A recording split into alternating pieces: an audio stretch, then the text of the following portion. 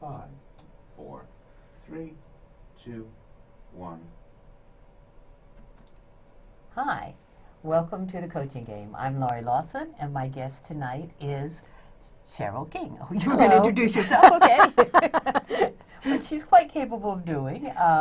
Cheryl King, oh my goodness, I could go on for days about your credentials, but we will say currently she is not only an actress and a playwright and a director, she's also the founder of StageLeft Studio, which is, tell them what that is, because I've seen quotes that it's the most beautiful little studio in Manhattan. Is that what it is? Yes, I like to call it that, and I've had enough other people call it that I felt like with veracity I could actually say that. It's a 45 seats performing space in Midtown near Penn Station, and we present mainly small cast plays and solo shows and festivals, and I direct there and coach there and write there and teach my writing workshops there, and it's great. We have shows a lot and a lot of good audience coming in on a regular basis. And not only does she do things like write and direct, she changes light bulbs. She's in charge of all the she's just an amazing. I paint, I clean. There's no job that she hasn't tried and probably won't again. Tell them what's going on there right now. Right now we have a number of shows that are running long runs. Monica Bauer, who's got the two plays that she wrote the year I was gifted, which she performs herself, and Made for Each Other, which is being performed by John Fico. Those have been running since February 7th and will run through April the 4th. Shauna Solomon is doing a show called The Closet Bitch. Not about being bitchy, about what people call you if you quit being accommodating with them all the time and letting them run roughshod over you. That's what the play is about, and that's doing very well. She's been running every Monday night for about 8 weeks, and that's going to continue on after the Left Out Festival, which is my next big thing that's happening beginning in the middle of April. We're going to talk about that because as anyone who watches this knows that this show is based on something called Points of View, which is a fantastic coaching tool and awareness tool that was developed in Israel, and it consists of 65 cards. So what I usually do is ask my guests to pick a card that speaks to them. So Cheryl chose the awareness card. And we're trying to figure out, well, what does watermelon have to do with awareness? And believe it or not, we both came up with, something. Mine is that under these, you can see under the watermelon that there are still seeds. So that's an awareness. I mean, the seeds are obvious on the front, but the seeds are not. Or under there, you can see there's still some more seeds. Cheryl came up with a totally different thing. What was your take on the awareness Well, card? I was thinking about when I was a kid and Mother would put us out in the backyard in our underwear to eat watermelon so we wouldn't ruin our clothes.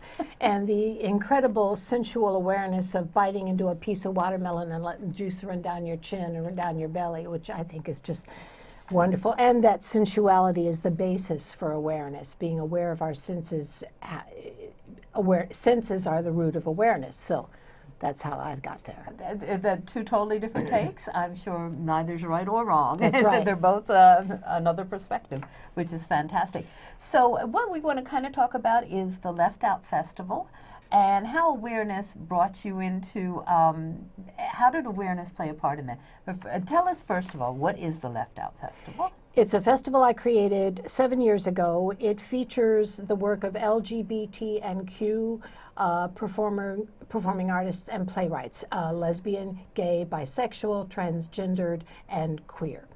It is a benefit for Bailey House, which provides housing and support to people living with HIV and AIDS. Over the past 7 years, we've given them about $10,000, which is pretty good for a little tiny theater with a little 2-week festival. Yeah. Everyone donates their time and their effort, and we have beautiful plays, a lot of them premieres, and I do it annually in April. Wow. Yeah. Okay. So this will be the Seventh. seventh year. Okay. So what awareness are you trying to bring to people, and what awareness is coming to you? Because it's always cyclical, I find. If you give it out there, then it comes back. So well, and I love that you asked that question too, because that was part of the whole point of creating the festival in the first place. Gay people in our culture, and by that I mean the entire LGBTQ, the entire rainbow spectrum, are marginalized still, though it's getting a whole lot better in the last 7 years since we started focusing on that. But they are marginalized, and the culture as a whole needs to be more aware. People who do not have any LGBTQ people in their lives need to be more aware, because when we can call somebody other, then we can indulge in bigotry and prejudice against them. Once we actually are aware of them and know what they're like, we find out they're people just like we are, and we can't hold on to our mistaken ideas about that. So I think awareness serves a human value, serves a spiritual value for the people who are practicing it, because if I let go of my bigotry and prejudice, then I'm a better person for it, and I can see everything in my world more clearly. So that's the awareness for others part of the festival. The other kind of awareness that comes in is presenting the work of LGBTQ artists and letting them have an opportunity to say what their particular awareness of their situation in the world is, and put that on my stage so the audiences can see it. Wow. Yep. So how difficult was it to find LGBTQ, there's a whole new category we were talking about, people who are actually playwrights and directors and actors? Well, it's actually not that hard because theater is full of homosexuals. People. New York City is full of homosexuals. Oddly enough, most of my friends are gay. I don't know how that happened. I didn't try to make it happen. I think it's because I love very, very talented, outspoken people, and a lot of them happen to be gay, or lesbian, or bisexual, or transgendered, or queer. And so all you got to do is let people know that you're interested, and it starts kind of floating your way. Not to mention, there's a project I'm doing in this upcoming festival that came to me through the CEO of Bailey House, Regina Quattrocchi, who told me that I expressed an interest in getting more material from transgendered clients in the festival, or any material. And she told me she has a number of transgendered clients, and that maybe I could bring my writing workshop to them. So that's what I've been doing over about the past month, and I will be continuing between now and the festival. And I'm going to have a tea party, which stands for transgender party, during which we will discuss things like that. I love it. Now, what happened? I understand, because we were talking about your writing class or your writing workshop, and how did awareness come into that? Because it's an interesting story, the way you started out and how you sort of transformed. Exactly. Yes. That's a good word to use. Yes, yes. Well, I am a writer, and I've been a writer for over 30 years, so to me, writing feels as normal as getting up in the morning. So I didn't think about the fact that it might not be that way for everyone. So I show up at Bailey House, and there are 5 transgender clients there, and we meet and greet, and it's all going great, and I come up with my little writing exercises, and I notice there's a little bit of reluctance here or there. I put it off to the idea that, okay, it's a new thing. They don't know me. It's kind of new, and we talk about stuff, and it goes okay, but not great, but okay. Some very good stuff got written. The next time I went back 2 weeks later, only 2 of the original group were there. 3 of the original group didn't show up. I said, that's clue number 1. Then I said, well, we're going to have topics that we're going to write about. We're going to do little short-timed writings, and it'll be fun, and let's talk about the topics. Oh, they were so happy to talk about the topics. So we end up with a list of a bunch of topics that is interesting to everyone. And then I said, okay, now let's write. And the energy in the room went, yeah. They were still being pleasant. They were still being courteous to me, because they're lovely people, but I could feel that. And I said, or not. Or we could talk about them, and I could videotape you. And Anaya goes, no, my hair looks bad. And Misha goes, no, I don't have on makeup. And I said, okay, well, how about if I audio tape you? Oh, that's fine. So I turned on my cell phone voice recorder, and I put it down. We talked for an hour. It was fabulous. So my awareness was, I wasn't pig-headed about my idea. I let that go. I had been aware that there might be a meaning to the fact that 3 did not come back. And I also noticed the energy in the room drop. And I think if I had been dead set on my agenda, I wouldn't have felt that energy in the room go down, and I would have persisted, and they would have produced something for me, but they wouldn't have been as happy, and I wouldn't have been as happy. Now I know that what I'm actually producing is a form of documentary, and it'll be made up of my thoughts and feelings and what I write down, because I'm a writer, audio clips from what they say to me, and hopefully when I go back next week, they will do what they said they were going to do, which is fix their hair and do their makeup, and they'll let me videotape them. And there'll be more than 2, maybe. And there'll be more than 2, because I also said to the counselors, please let the ones who didn't come today know no writing is involved. In this writing workshop, we have no writing. That's It's very right. good. Yeah, It's we been write we write by saying it out loud, and Cheryl transcribes it. Yes. I love that. So I think that's a fascinating lesson on, okay, what is awareness and when do you bring it to play? And I think it's at all times. But does that mean necessarily that you can't pre-plan for something? Because I've seen people who have had things planned down to the nth degree and will not budge from that, and it's like, and you can feel, and I guess a play is the same thing. You can feel it's like, okay, this is not working and I'm in the middle of it. How do I transform? Does that mean we should just go in and say, bring it to me and we'll see what I can make out of this? Or how does planning and awareness work together, or do they? I think that's a wonderful topic of inquiry, because as a director, and I was recently talking to a director that I'm working with, that we're doing a piece called Shylock and Antonio from The Merchant of Venice, Decron Tulane, and he likes to come in and experiment. He likes to come in with no agenda whatsoever.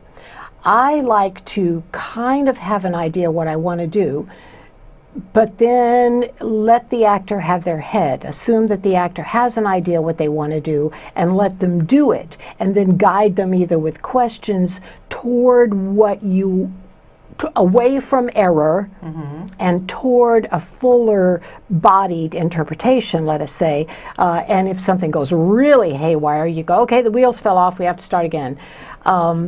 But I have worked with people who expect that a director is going to come in with a set plan, blocking all worked out, all their ideas clear, all the costumes in their heads, and I call that being designed to death. I don't want someone to come in with a design and I'm a chess piece that they're fitting into their design.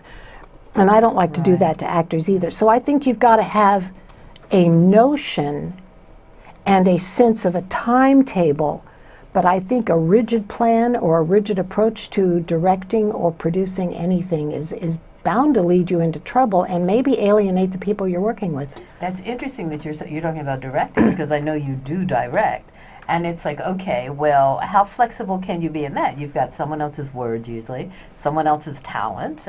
You've got a stage all set up for what was planned. So how do you use your awareness in the directing? Is it just a constant evaluation? It is, and sometimes you've got to risk making people mad by saying to a writer, for instance, I work with a lot of people who are producing their own material, so it's on the page, but it is not necessarily complete or done.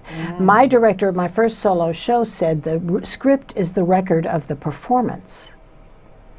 Interesting, okay. isn't Yes, it? The very. record of the performance. Not necessarily what was written in the beginning. Exactly. Like the Bible, in the beginning, yes. Exactly. So you need to be able to shift it according to what, people use the term, what does the play want? I think that is so vague as to be almost not useful. But you can say, okay, my sense of what conflict is going on here, or my sense of the character's journey here is that this and this and this need to happen, and that is taking us away from that. So it's kind of like shepherding children in a playground, away from the pond and into the sandbox sometimes, It's like, let's get away from that dangerous area and let's move over here for a while. So it's a shepherding, it's a guiding process. And I think you can't be, he used to use the term foreclose. Let's not foreclose on that, he would say. Let's try this. And I think that awareness is what leads you to know what you're going to try next. Oh, okay. I see that he seems impatient. I see that she felt like she wanted to get up. Sometimes I'll even say, did you feel like you wanted to get up there? I did. Why didn't you get up? Well, I felt like you wouldn't want me to get up because we've been doing the scene sitting down. Oh, next time try getting up.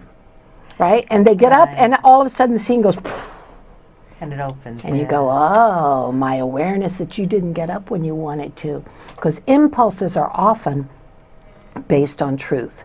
I think we all have very good truth detectors in our body, and we deny our impulses.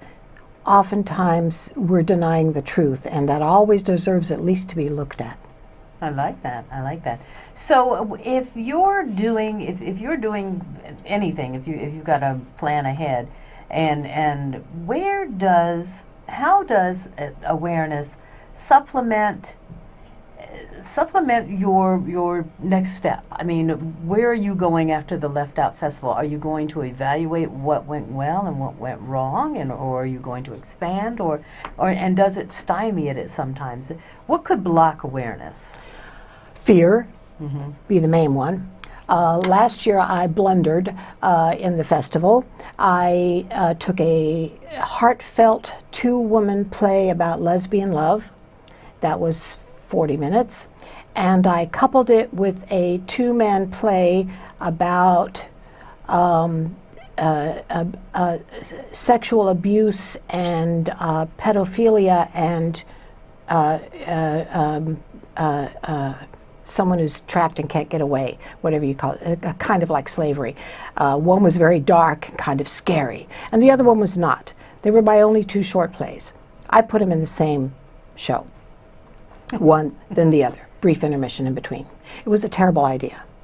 The people who came to see the first show were appalled by the second show. The people who came to see the second show were appalled by the first people being appalled. Both of the shows were very high quality. Right. What I learned was that I was not sufficiently aware of the possible consequences of putting those 2 kinds of things together. So certainly after that festival, I worked out the interpersonal issues that had developed because of that mishap. And thank God now it's just a funny joke to us. When she brings me material anymore, I say, can I put you with the kidnapping and beheading piece? And she laughs, because there is no kidnapping and beheading this year, thank God. Done it, yes. That's right.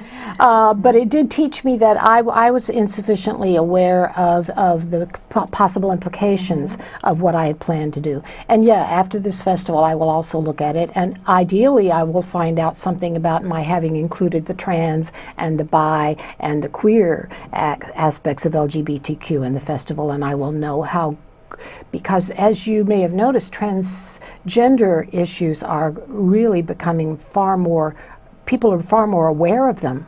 Did you know that Bill de Blasio now there are transgender issues being addressed in the public school system? No. Yes, yes. Students get to say what their preferred gender pronoun is, PGP, preferred gender pronoun. Students get to say which restroom they wish to use. If they identify as male or female, they get to use that restroom. This is the New York public school system. Bravo, de Blasio. Amazing, Yeah. amazing. And I know there's like 40 or 50 different categories now that you can select from. It is crazy. We're talking about the queer. It's like, when I grew up, that was not a cool word. Now it's a cool word again. I mean, it's hard to keep up with, but that's an awareness thing. And I think with your example is a perfect, although you were aware that this is all inclusive, I think maybe the audience that came to see one show and then saw the other was not aware, you know? Exactly. And that was something I could have done something about. And I just thought, no, they're both high quality. It's fine with me. Well, fine with me, maybe, but not fine with everybody else. And, if your goal is not to, I don't mind offending, but I don't like blindsiding anybody. That's not cool. Right, and I think what you're saying is that even sometimes you have to beware of your awareness. Yeah. Because not everyone is, your awareness is your awareness, and I think you have to allow for, do I say limitations, or, yes, I'm going to say limitations. You're right, I'm going to say limitations until they get it together. And we'll hope that everyone becomes, a thumbs up person on it all. But so I think that's interesting too, because awareness is an asset for most things.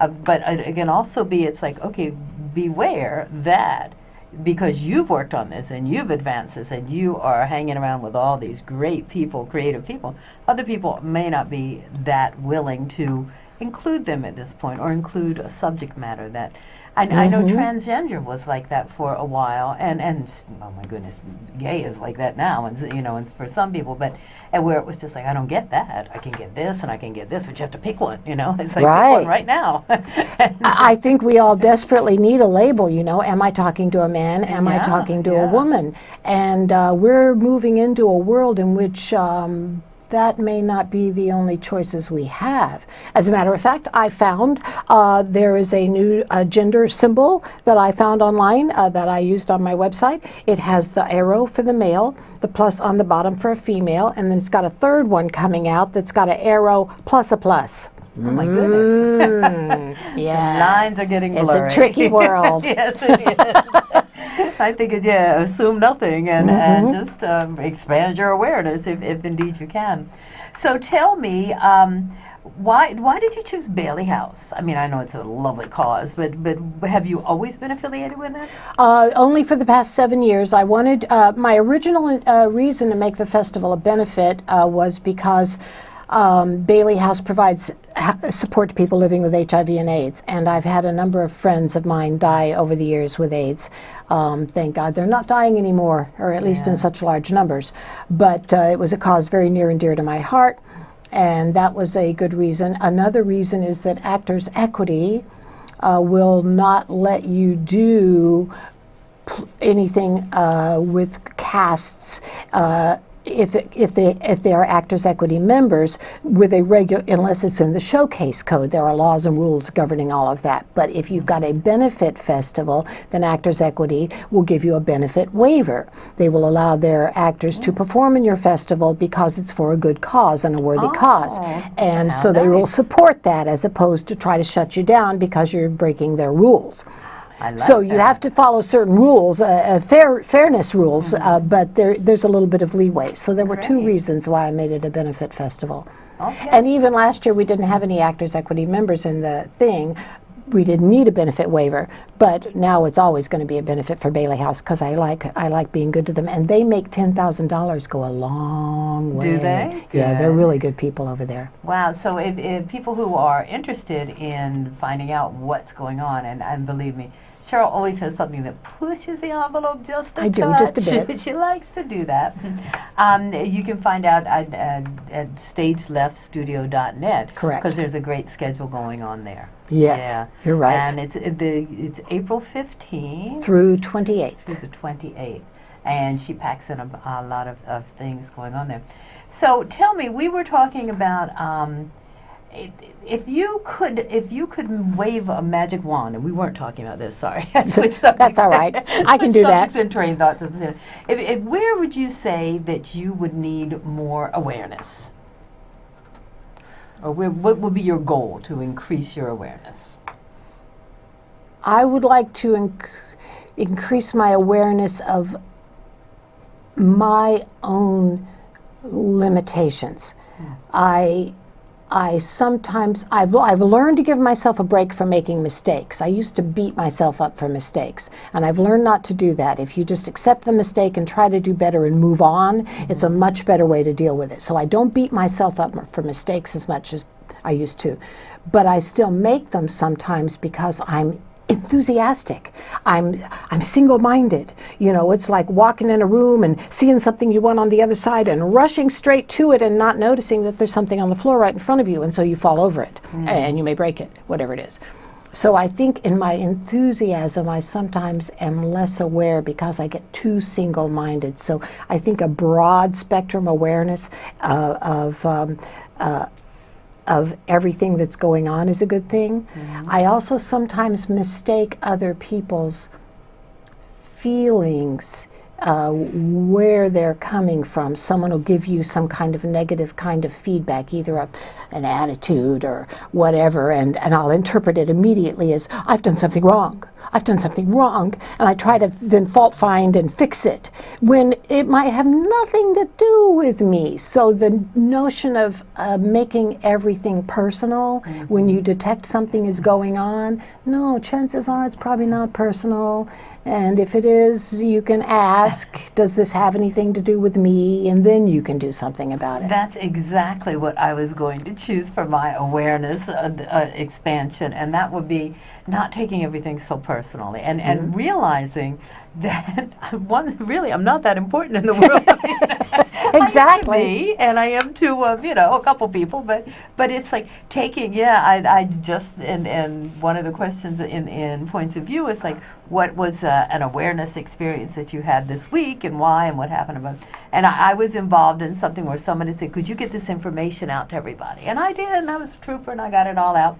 And then everybody surpassed me, and nobody kept me in the loop. And it's like, I started this loop. And it's like, okay, but wait a minute. We're talking about a person in the hospital. We're talking about serious stuff. And get over yourself. It's like, but it took me about 3 days to do that. It was like, wait a minute. Why is everybody leaving me out? I started this thing. And I'm sure it did. And I think that's how that's how we come into the world, right? We are the center of the universe when we're little. Exactly. We just have to learn that it doesn't stay that way. Yeah, or that other people join the universe. If nothing, we can't rule it all by ourselves. Right. So, yeah, I think that's, and I like to say I'm a big picture person. I like to say, I do see the big picture most of the time, but then you do have, and I don't know why, and that's an awareness I'd like to have too, that, you, and I'm sure you've had it with plays and all that stuff, you can get 500 marvelous reviews and 2 bad ones, and the 2 bad ones will stick in your head, and you will work them out and go, oh my God, did I do this wrong? Did I do that wrong? And I don't know what you do to stop that. Just you have to be aware that you're doing it, and then go, how? Let's be rational here. You have 2 out of 500. Exactly. Everyone is entitled to their opinion, and opinions are like blah, blah, blah. Everyone's got one. My acting teacher used to say, it's not truth, it's feedback. Oh my God, I love that. Yeah, and you have to remember that. And I always tell people when they want me to review their material, I always go, okay, it's important for you to know what my biases are. Oh, I have issues with poor grammar. I have issues with this. I have issues with that. So if you're going to be getting feedback from someone, you really need to know what their biases are, because no one's going to give objective feedback. No. Nobody can. So if I've got 3 people who've got different kinds of biases, I can get her feedback, his feedback, her feedback. I can discount 10% of each of them. I can find every place where they agree and say, that's probably true. A few places where they don't agree and go, that might be true. I've also discovered that almost all negative feedback is about something. And it's worthwhile to look at it and say, okay, if this person feels like I was too aggressive in this part of the show, what might they have seen that they called aggressive? My behavior, where I was on the stage, who I looked at, the sound of my voice, what the lights were like. How did that come across as aggressive? Okay, interesting. Yeah. Well, you know what? I have to say it's time for We me to did it thank again? you. We did it. We keep talking and Laurie. talking and talking. So I have to thank you, Cheryl, for taking time out of your busy schedule and being a part of the coaching game. It is my pleasure, loved as always. talking to you and being more aware. Good, me too. Thanks for having me. Loved it. Thank you. What happened to the timer? I didn't start it in time, so Oh, I tried okay. figuring you out a little early.